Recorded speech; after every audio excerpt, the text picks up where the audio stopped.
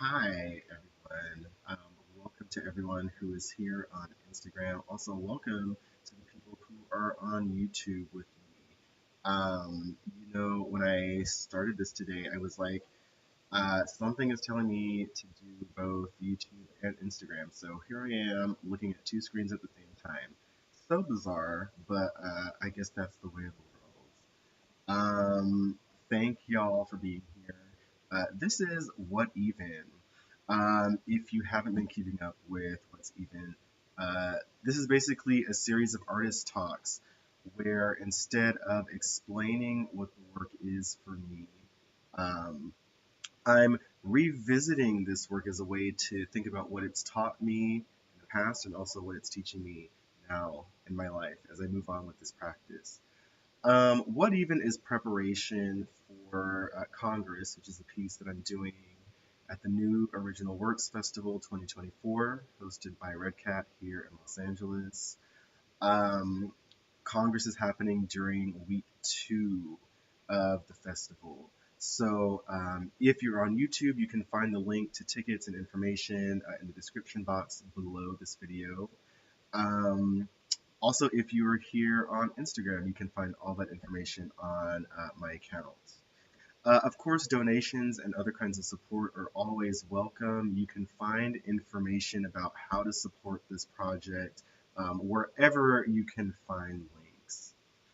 Um, Speaking of support, one way you can support me other than donations and signing up for a donation with me is by buying a shirt from my Shopify page. I think I announced this last week, but the shirt with the waves, the dance shirt, is going back in the vault at the end of this month. So if you would like to get a shirt with hand-drawn waves, this is one of your last moments to do so. Just putting that out there. But go ahead and get that done if you have not already. I'm just gonna go ahead and jump in to talking about the WASP project after we take a breath. So I'm gonna sit and take a breath for myself. I invite you.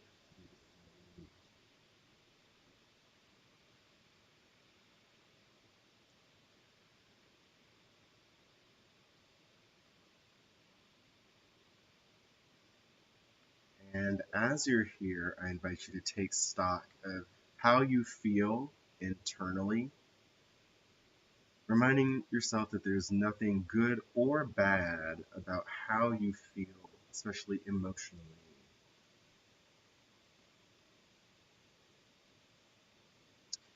And see if you can find one word to identify that emotion or that feeling.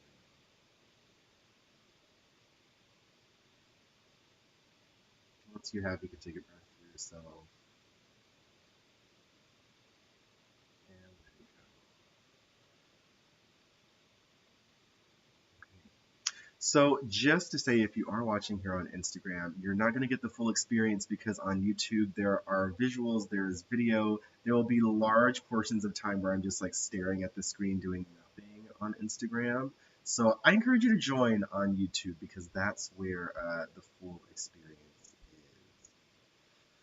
is. But on the topic of platforms and performing, this week has really been a moment of recurring moments for me. A lot of things have seemed like they're on repeat. Certain situations have come back for me time and again. And it's really got me thinking about the idea that life really is sort of a spiral, right? There are contexts that come back and allow us to make different kinds of decisions about how we move through them. Of course, because I'm a performance girly and a performance studies girly, I'm always thinking about repetition. I think often about this quote that performance is twice behaved behavior, right? So this idea that the same body you use to do everything else in the world can enter a performance container and then draw on those experiences to make something else happen. I've also been thinking about this phrase that people sort of pass around as a joke in experimental performance communities, at least my communities, right? This idea that you just keep making the same piece over and over and over. Um, that's actually a phrase that came up in Trouble, which I discussed in the last evening session.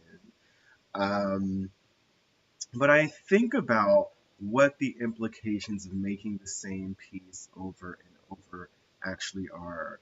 To me, as someone who reads a lot about psychoanalysis and therapy, there's something really compelling about doing something over and over and over and being conscious of it. I think a lot of folks who work with psyche or spirit would say if you're doing something over and over, there's part of you that's trying to get your attention. So, do you listen? And if so, how? For me, as I've been thinking about these repetitions, a lot of subconscious material has become more conscious to me, thanks in part to the experience of revisiting these things over and over. I've been thinking about performance and how it's a way of being visible and productive. I think about the fact that performance happens on a really individual level. We may fantasize often about performing or worry about being on stage in front of other people.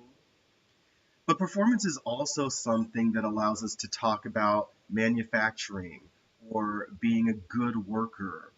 It helps us think about whether we're meeting our targets in life, whether we're achieving, whether we're maxing out whatever it is there is to max out.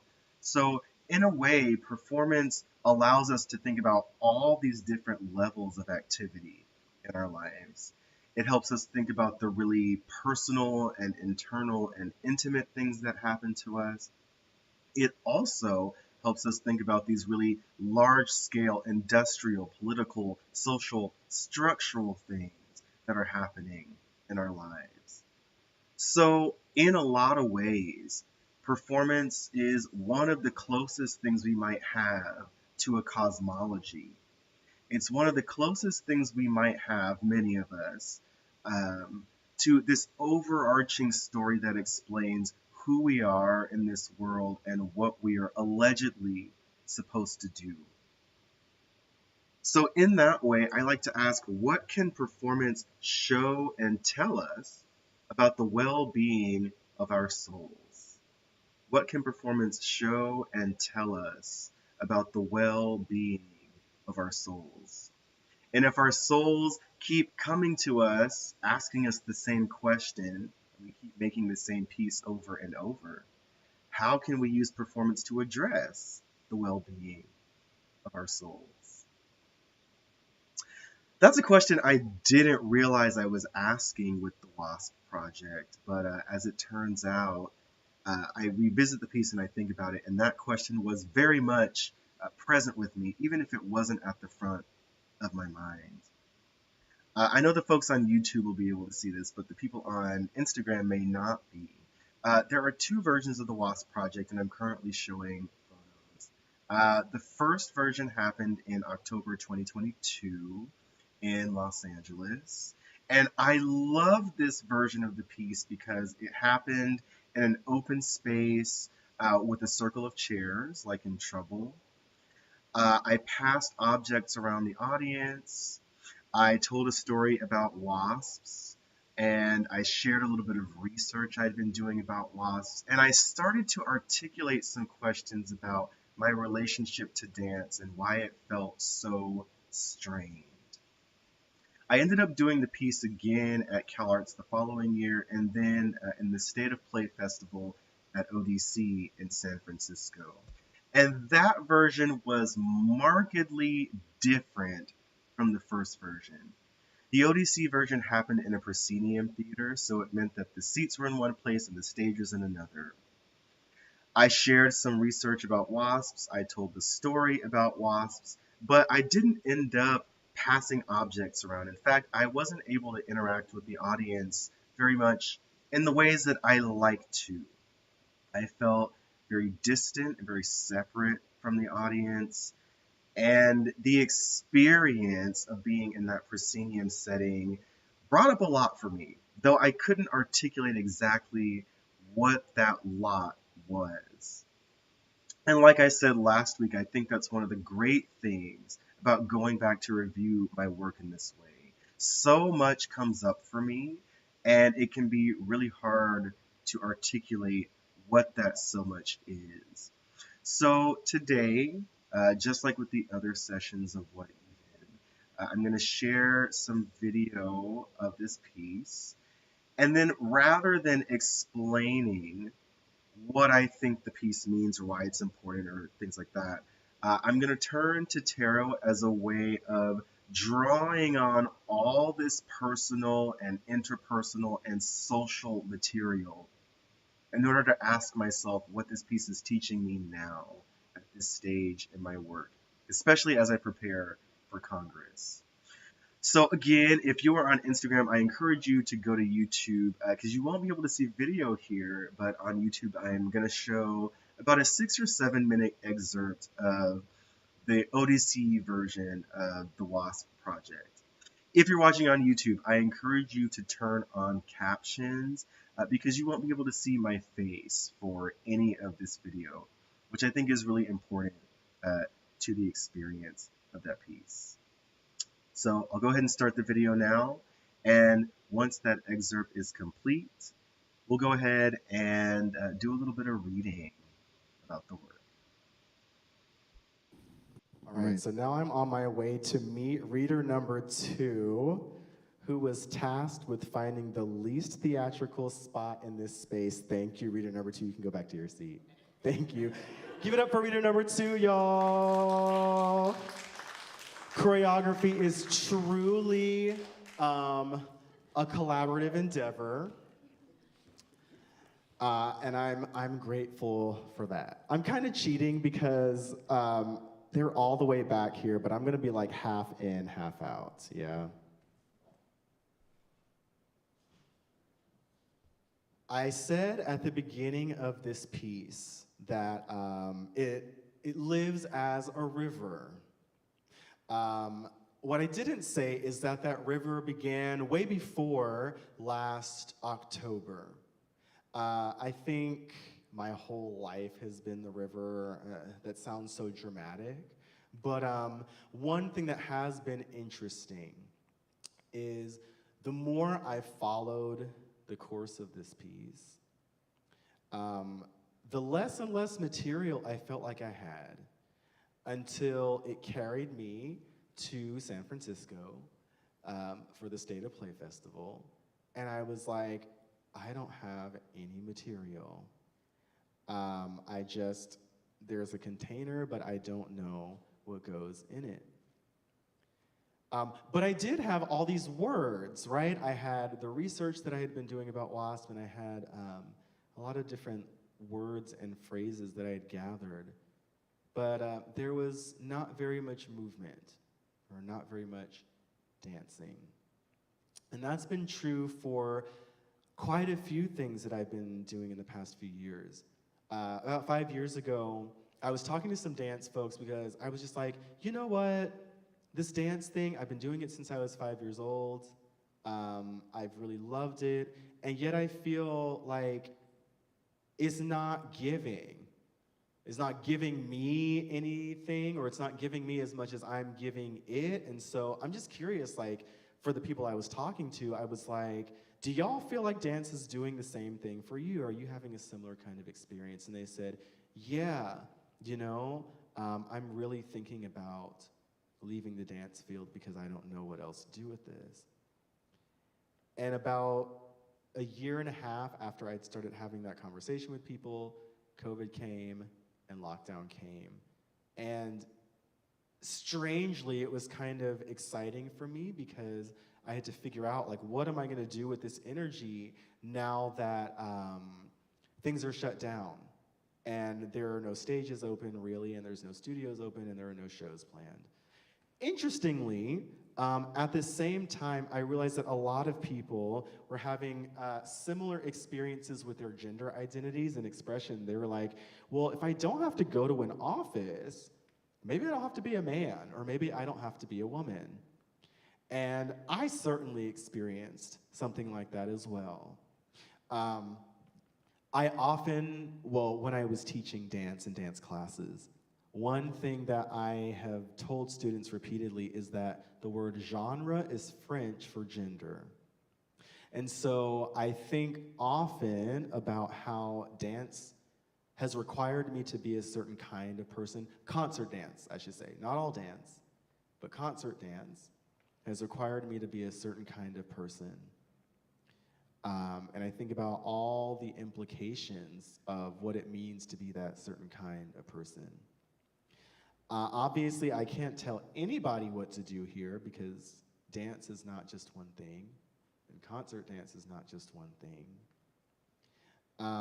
And there are many people who are asking this question, what do we do with dance and about dance, especially now that things are open and this version of the world is basically falling apart? What is dance actually doing? I can't answer that question for anyone, but what I do know is, as someone who loves words, I'm here to upend the tyranny of the signifier and of labels. And as someone who always will love dance and dancing, I'm here to lay the dancer to rest. She needs a break. She is tired. Listen, listen. She's tired and she wants to be free. And free from what? I think this could be a whole conversation, but I'll try to keep this very brief so we can go on to the last thing.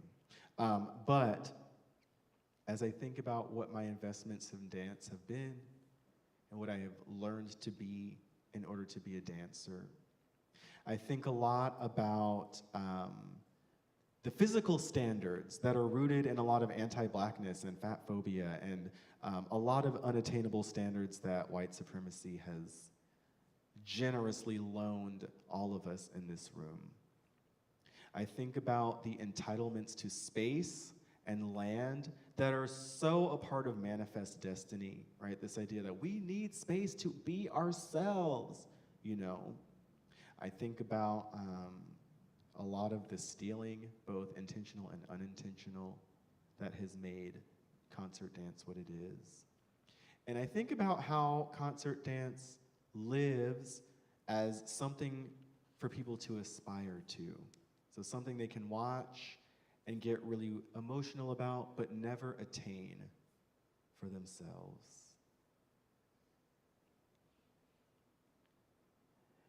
I think the question might be, well, what are we supposed to do about that? I have no idea. But what I will give are some questions. I think they might be printed in the program, but I can offer a slightly different version of them here, which is, what version of yourself or what parts of yourself have you had to shut away in order to do the work that you do? What would happen if you invited those parts of yourself back into your life? And if you invited those parts back in, what would you have to give up to be your fullest self?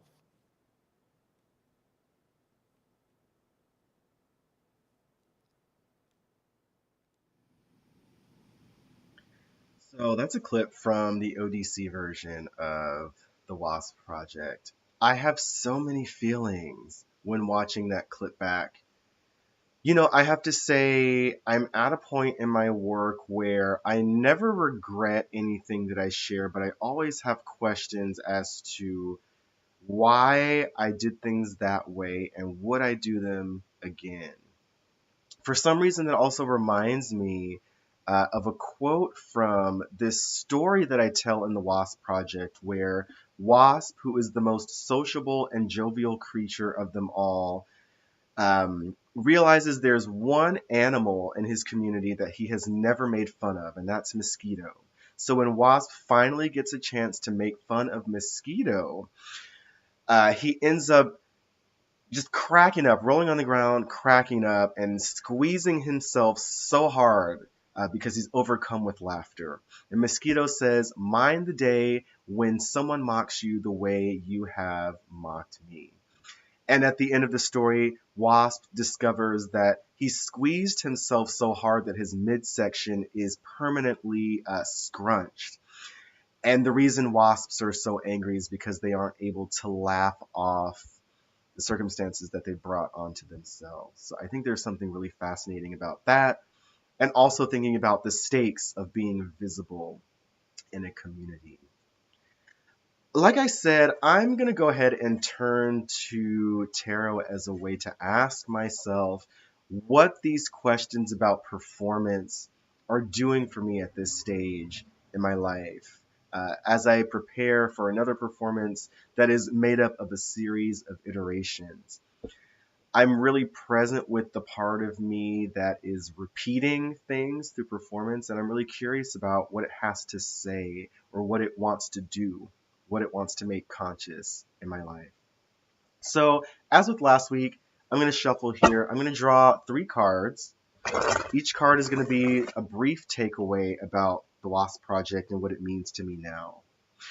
I love to tell people this is a service that I provide to artists and creatives. If you're working on a project and you know that there's something that wants to move in that project, but you aren't sure how to move, I'm your girl because I read cards and I'm a mover, so let's get into it together. If you'd love to set up a session with me, you can find my email address in the description box below this video.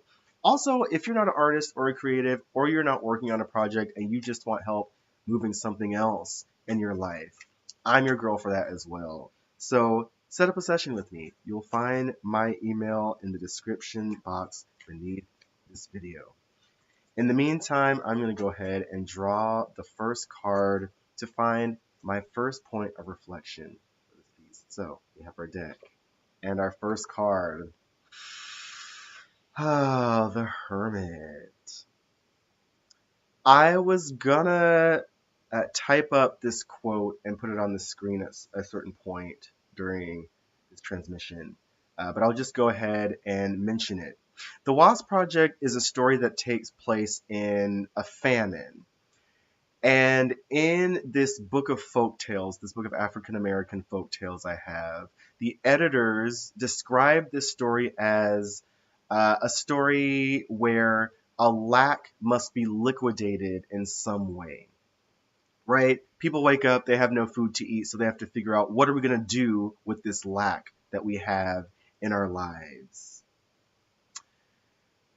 Wasps, as actual creatures out in the world, are one of the most speciated animals that exist. That means of all the different animals in the world, wasps are the ones that have some of the most species. There are several thousand different kinds of wasps.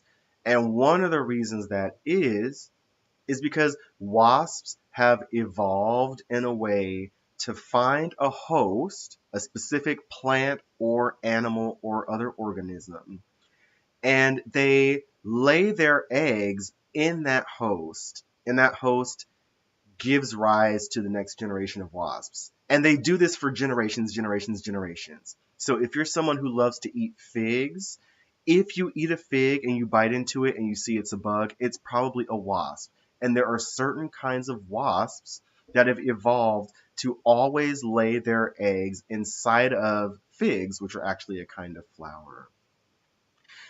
As I was moving through the WASP project, especially at ODC, when I see myself on that stage all the way at the back, I definitely feel like the Hermit. I feel like the figure in this card. And because the Hermit is a major arcana card, it deals with life themes, right? So it's not just situational things, but things that really come back to us over and over and over. This week, as I've been moving through these recurring situations that I talked about, I've been asking, okay, why do I keep making this piece over and over? What is this recurrence trying to tell me? And as I moved through some of the minor stresses of this week, as I asked myself, why does it feel so weird to be in public? Why does it feel so unwieldy to manage the plight of being visible in public? One of the first things I realized for myself in a really foundational way is that I'm way more introverted than I realized. And part of what's taken me so long to actually own and claim this introversion is performance and understanding how central performance has been to my life. And not just concert dance, I mean performance in a church setting where I worked with the music ministry, performance in a school setting where I think about academics and grades, and yes, performance in a concert dance setting with recitals and concerts and projects and all these things. I have long presumed that being visible was sort of my default in my practice, the more I realize that having a place to return to where I can be my full self in a way that's not first and foremost about addressing other people is immensely important to my work as a performer. I think there are a lot more performers that are introverted than we realize, but one thing I've realized for myself is home base matters. Home base shapes the rest of the work. Home base allows me to ground in a way that then helps me move out into the world. So one question I have for myself is, what is an introverted performance practice? And like I said, I think there are quite a few people who model that. I think automatically of Deborah Hay. I think of Ralph Lemon. I think of Adrian Piper in some ways. But there are people who may have extensive social lives, but still ground their work in who they are and what they represent to themselves. So I'm encouraged to keep that going, especially with a project like Congress. I'll go ahead and draw the second card now. Thank y'all for being on board with this. I love sharing these different aspects of my practice with folks. And it's glad to have folks along the way in the audience. If you have questions about this process in any way, I'm also like super curious to hear them. So you can keep them in mind or drop them in the chat as we go. Either way works. But thanks for spending some of your Sunday with me. So I'll go ahead and shuffle. And then I'll split the deck in the middle to see what the second card will be. And we have, ooh, the Ten of Cups in reversal. So as I've mentioned before in readings, reversals often pop up as question marks. They may also be a sign that something is done, especially when it comes to the cups. I literally think of a goblet being turned upside down and its contents being poured out. When I see the 10, which is at the end of sort of the progression of a suit, and when I think of cups, which have to do with emotions, dreams, spirit work, I think back to this phrase, you keep making the same piece over and over and over. Now, if you ask certain people who work in the psychoanalytic field or the psychotherapeutic field, they'll talk about repetition as a way to try and meet a need that wasn't met when you were a child, blah, blah, blah, blah. And that's true very often. When we think about this card, in fact, you can see in the Rider-Waite-Smith version, we have a family at the bottom of this illustration. So one way we could think is when you figured out what the thing is that you're trying to repeat, maybe you're able to move on. Maybe you can heal this familial wound. Maybe you can heal this lingering trauma, etc., etc., etc. I think that's one way to think about it. Another way to think about this card is once you've noticed that this way of working is recurring and it gets your attention, you can ask yourself, what is it inviting me to now? I think reversals often signify question marks. So if you've recognized a pattern in your life and you see that it's worked for you thus far, but maybe it's not working anymore, there is an opportunity to ask, well, how can I redirect this energy? For me, I've often tried to redirect by framing my issues as a problem with dance, right? Dance needs to change shape. The dance field needs to change shape. Dancers need to do something different. And I don't disagree with those sentiments now. I think, of course, a lot of things would change if people changed their own opinions or attitudes. But I cannot change anyone's opinions or attitudes except myself. And even then, that's a sometimes kind of thing, huh? What I've realized is rather than trying to run away from dance, I can ask myself, how do I set up a situation that works for where I am in this moment in life? When I had this realization about introversion, it really felt like I was plugging myself into the world in a different kind of way. So, in a sense, I was revising my relationship to these things. I was showing up as a different kind of person, but it didn't require me to leave the situation I was in. I think that's one of the biggest treats about listening to ourselves on a deep level. It does actually allow us to get in touch with something that's wanted our attention for a long time. And once we can address that part of ourselves, once we can say hello to it, we begin to set up a different version of ourselves that can start a new cycle in our lives. So, how can we use our work to end a cycle that wants to be ended and to set up a version of ourselves that wants to move out into the world at long last?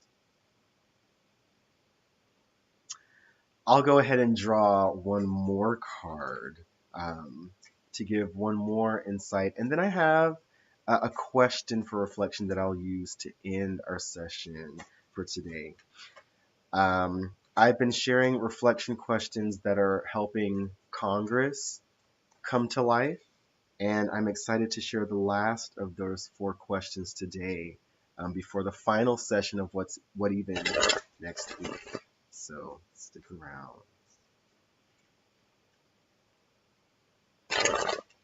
All right, so the last card is going to be on the bottom of the deck, and we have, the Six of Wands. Wands are related to fire, and fire has a lot to do with erotic energy.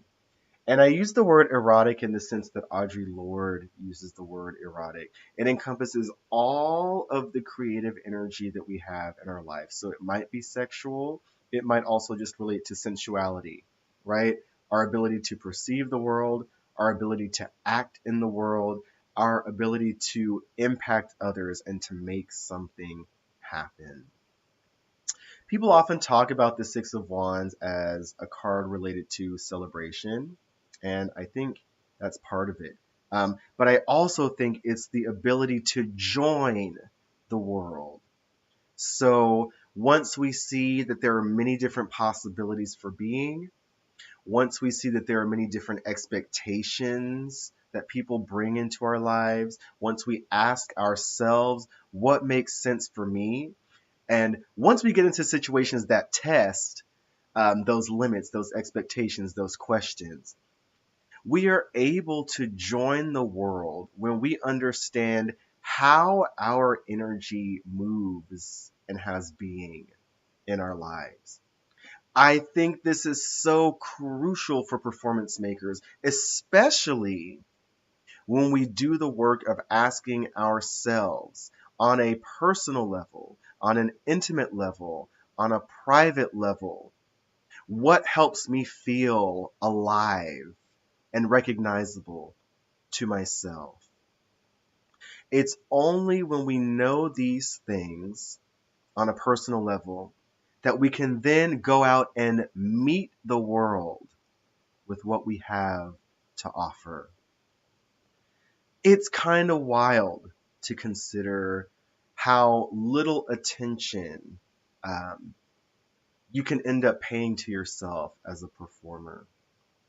But I think more and more in every area of our life, in every context for performance, whether it's on a stage, in a workplace, in our intimate relationships, when we're thinking about politics locally, nationally, and globally. There's something important about understanding where we are rooted because that helps us move out into the world and share the gifts that we have. And as an improviser, as someone who's into somatics, one thing I would stress is moving out into the world relies on going alone. Joining others requires you to go alone first. It doesn't mean staying alone, but it does mean embracing the fact that what you're doing will look non existent on some point. And that's what makes it a contribution to everything and everyone that surrounds us. So, just to recap, there's lots of value in recognizing that aloneness is part of how we practice life. When we are alone, there is plenty going on still, and there are parts of us that want to show up and get rid of old expectations while setting up new ones for us. If we venture into that aloneness, and if we meet the parts of us that need support, then we can move out into the world, even when it seems like we're moving by ourselves, especially when it feels like we're moving by ourselves. Audre Lorde talks a lot about difference as a power that people on the left have especially. It's something that's crucial to bringing us together, the thing that doesn't look like what's already happening.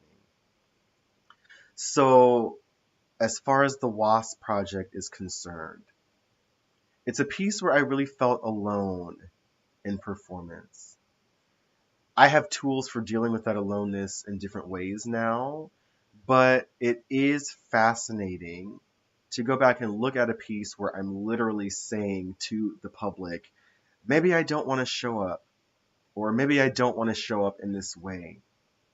So thank you for bearing with me while I figure out how to put myself out in the world in a way that benefits all of us, myself included. As we wrap up here, I want to share, like I said, one reflection question.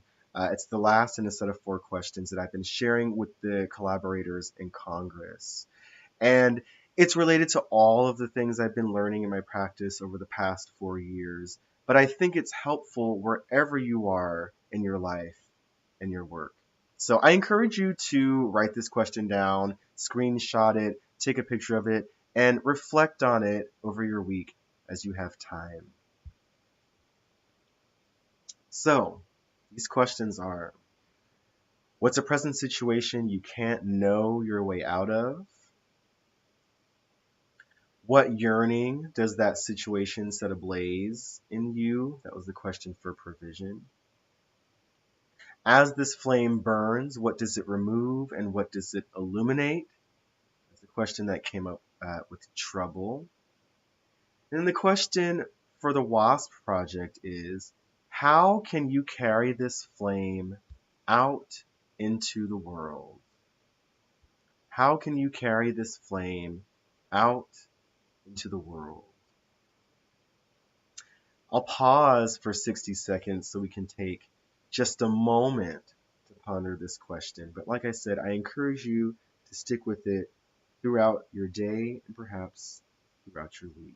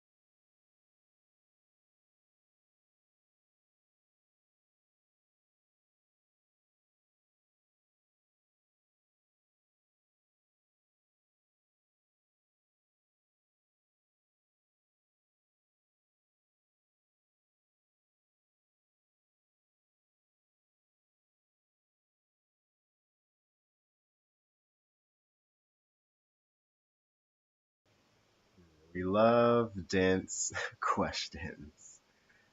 Let's go ahead and take a breath. Just take a breath for yourself here.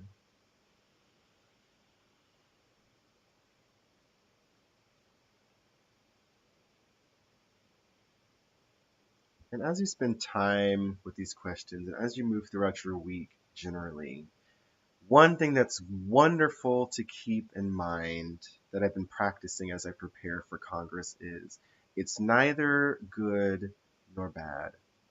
It's neither good nor bad. It's ironic and kind of weird to think that even in a world where so much fucked up shit is happening, one thing that can keep us grounded is allowing life to move through us. So, how to balance it's neither good nor bad with living in a fucked up world? One of the questions that I'm answering, hopefully, or asking in Congress, and something that'll be on my mind as I prepare for the last session of What's Even, which takes place next Sunday, same time, same place. I've super enjoyed this experiment in the artist talk format. I can't wait to share the fruits of this project live and in person during the Now Festival. And I hope you're able to make it if you're in the Los Angeles area. As we wrap up today, thank you so much for being here. I'm so happy to announce that Artist Learner, my newsletter, is at 200 subscribers.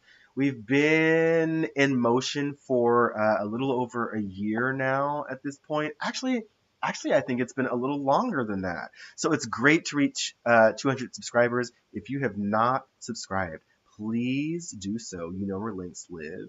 And pass the newsletter on to people who you think will love it. Last announcement. If you have not bought a dance tee with the waves on it, like I said at the beginning of this broadcast, I'm getting rid of the waves at the end of October. So if you want the waves, now is your chance to get them.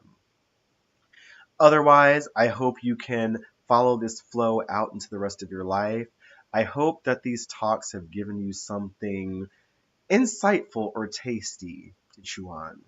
I'm so excited to talk about Congress next week during What Even. But until then, I hope you're well. And remember, it's neither good nor bad, unless it's good or bad. Thanks. I'll see y'all soon.